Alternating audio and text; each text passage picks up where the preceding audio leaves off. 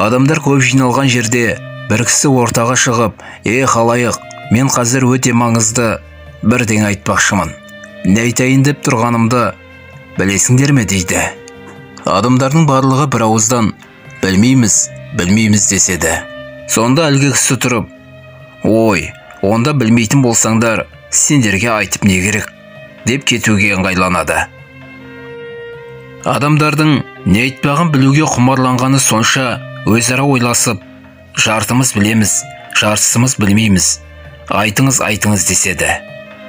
Сонда әлгі кісі, олай болса тіпті жақсы болды.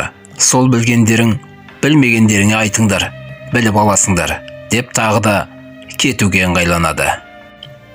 Адамдар тағы да ойласа келе, бәріміз білеміз айтыңыз енді дейді. Білетін болсаңдар, мен айттым не, айтпадым не бәрібір емес пе? Деп әлгі кісі ол жерден кетіп қалған екен. Бұл айтылған әңгіменің керемет тәрбиелік мәні бар деп айта алмаймын.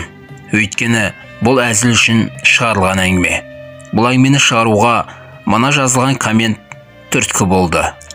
Қымбатты оқырманым, мен де сіз секілді ойлаушы едім бұрындары.